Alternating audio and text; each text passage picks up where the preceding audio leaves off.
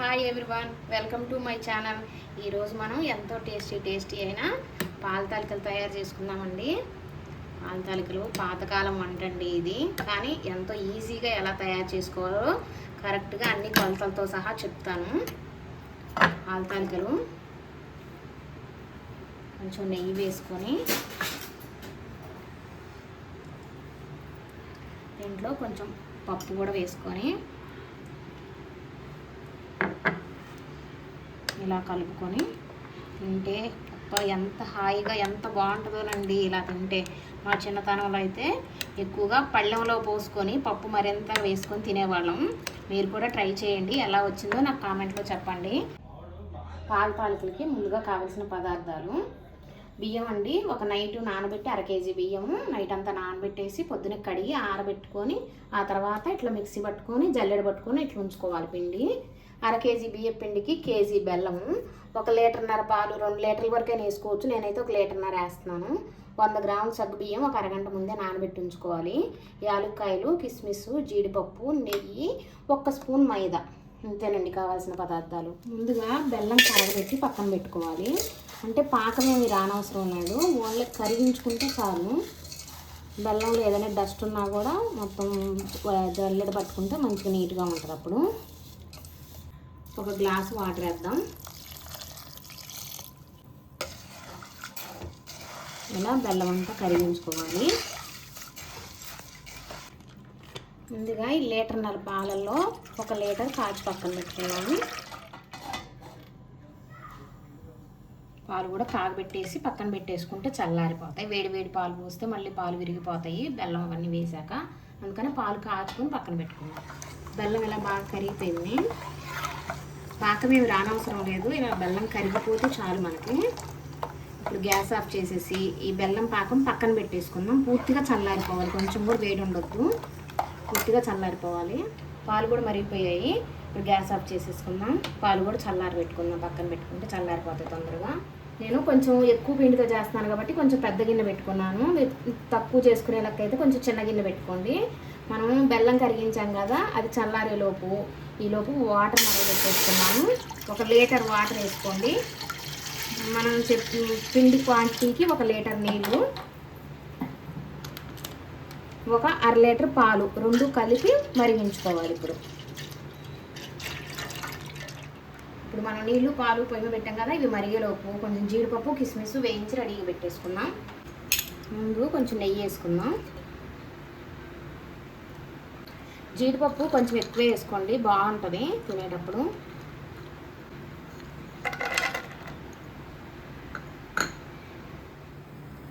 ఇప్పుడు ఈ పాలు నీళ్ళు కూడా కాగాయి. మనం ఒక పావు గంట 20 నిమిషాలు టైం ఉంటే 1 గంట ముందైనా సరే సగ్గుబియ్యం నానబెట్టుకున్నాం కదా, ఈ సగ్గుబియ్యం వేసేసుకున్నాం. ముందు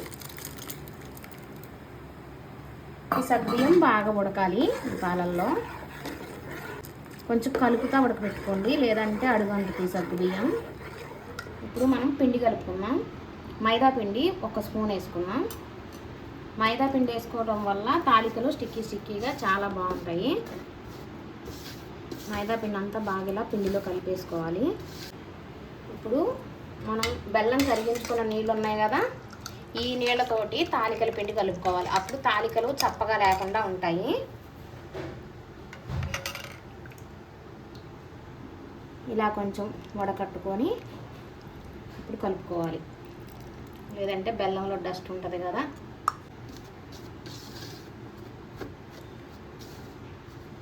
పాకం కొంచెం వేడిగా ఉంది, చూసి కలుపుకోవాలి. ఒకేసారి ఎక్కువ పాకం వేసుకోవద్దు. ఒక చిన్న గ్లాస్ పాకం వేసుకొని ఇలా పిండి కలుపుకుందాం. ఈ పాకం అంతా ఇలా పిండిలో కలిసింది. ఇప్పుడు కొంచెం వాటర్ వేసి కలుపుకుందాము. ఇవి చల్లటి నీళ్ళే.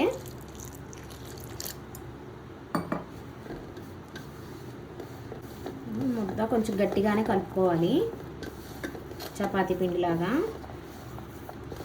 అంటే మనం ఇప్పుడు ఇది చక్రాల గిద్దలతో నొక్కాలి కాబట్టి మనకి గట్టిగా లేకుండా దిగేలాగా చూసుకొని కలుపుకోవాలి. పిండి తడిపిండి కాబట్టి నీళ్లు తక్కువ పడతాయి, చూసి వేసుకోండి. ఒకేసారి నీళ్ళు ఎక్కువ వేయొద్దు.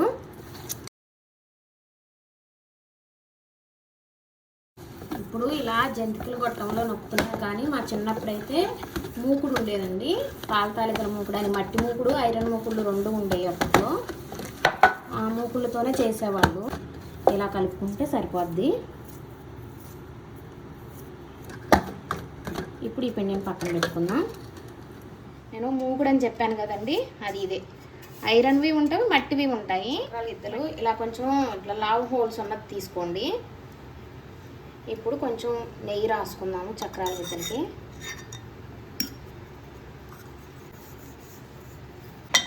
ఇప్పుడు ఈ పిండి ఇలా కొంచెం కొంచెంగా తీసుకొని ఈ చక్రాల గిద్దల్లో పెట్టుకుందాం.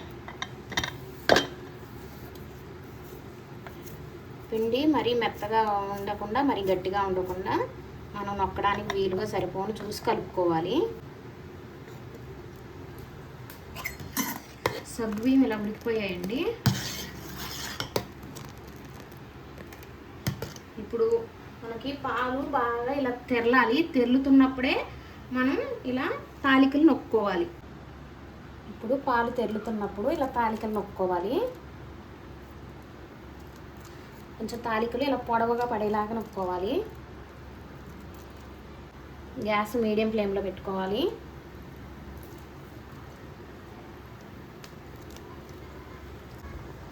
ఇలా పిండి అయిపోయే వరకు ఇలా తాలికలు నొక్కోవాలి.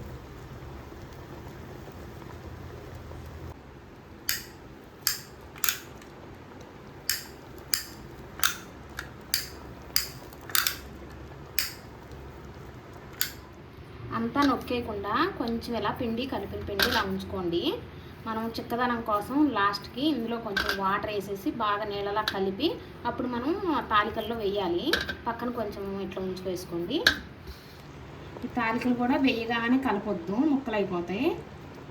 ఇలా అడుగంటుందో ఏమో కొంచెం చెక్ చేసుకుంటా ఇలా కలుపుకుంటా ఇలా లైట్గా ఇలా ఒకేసారి కలిపేసామంటే ముక్కలు అయిపోతాయి. ఇలా తాలికలు రావాలి పొడవుగా.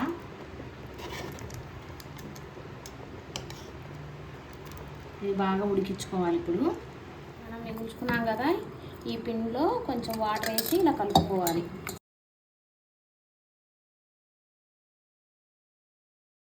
ఇలా కలుపుకోవాలి ఉండలు లేకుండా. ఇప్పుడు దీన్ని పక్కన పెట్టేసుకుందాం. ఇప్పుడు ఈ తాలికలు కొంచెం ఉడికాయి. ఇప్పుడు మనం కాచి చల్లార్చి పక్కన పెట్టుకుని పాలు వేసేసుకున్నాం.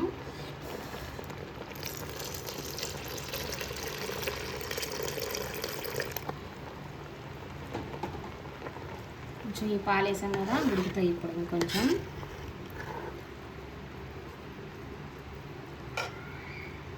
మనం ఒక తాలిక తీసుకొని ఇలా నొక్కి చూసామంటే మనకు ఉడికింది లేనిది తెలుస్తుంది. ఇలా గట్టిగా అయిపోయినాయి చూసారా, అంటే ఉడికిపోయినట్టే. గ్యాస్ ఇలా మీడియం ఫ్లేమ్లోనే ఉంచుకోవాలి, లేదంటే సగ్గుబియ్యం కదా అడుగంటుంది. తాలికలు బాగా ఉడికిపోయాయి. ఒక 3 యాలక్కాయలు దంచి అలా వేసేసుకున్నాం. మీకు యాలక్కాయ ఫ్లేవర్ ఎక్కువ నచ్చితే కొంచెం ఎక్కువే వేసేసుకోండి. ఇప్పుడు గ్యాస్ సిమ్లో పెట్టేసుకొని మనం బెల్లం నీళ్ళు కరగబెట్టి పక్కన పెట్టుకున్నాం కదా, ఇది వడకట్టి ఇందులో వేసేసుకున్నాం. మీరు గ్యాస్ ఆఫ్ చేసేసుకున్నా పర్వాలేదు, ఉడికిపోయినాయి కాబట్టి గ్యాస్ ఆఫ్ చేసేయండి, లేదంటే పాలు విరిగిపోతాయి ఒక్కోసారి.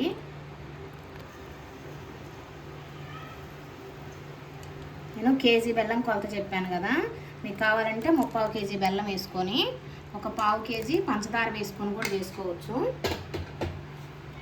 అలా కూడా బాగుంటుంది. నేను గ్యాస్ ఆఫ్ చేసేసి ఇప్పుడు బెల్లం నీళ్ళు కలిపాను.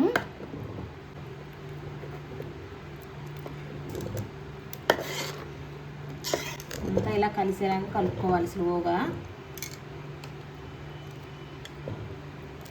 మళ్ళీ గ్యాస్ ఆన్ చేసేసి సిమ్లో ఉంచుకుందాం ఒక 2 నిమిషాలు. మనము మిగిలిన పిండిలో కొంచెం వాటర్ వేసి కలిపి పెట్టుకున్నాం కదా, ఇప్పుడు ఈ నీళ్ళు కూడా వేసేద్దాము.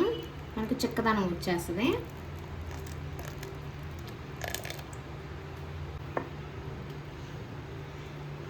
ఇలా కలుపుకోవాలి.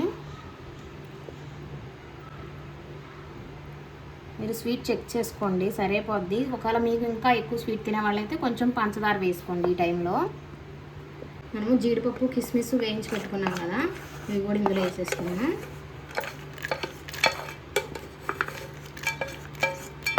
ఇలా నెయ్యితో సహా వేసేసుకోండి. ఇంకొక 2 స్పూన్లు నెయ్యి వేసుకుందాం. ఇందులో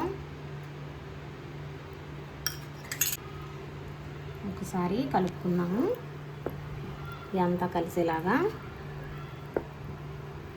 ఇలా ఈ చిక్కదనం వస్తే చాలండి. కొంచెం చల్లారాక ఇంకా గట్టి పడిపోద్ది. ఇప్పుడు గ్యాస్ ఆఫ్ చేసేద్దాం. ఇప్పుడు ఇది వేరే బౌల్లోకి తీసుకుందాం.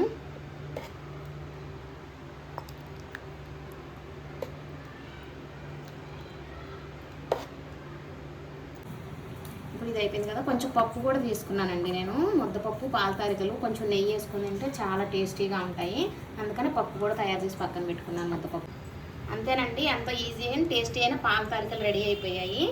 మీరు కూడా ట్రై చేయండి. ఎలా వచ్చిందో నాకు కామెంట్లో చెప్పండి. ప్లీజ్ మా ఛానల్ సబ్స్క్రైబ్ చేసుకోండి, లైక్ చేయండి, షేర్ చేయండి.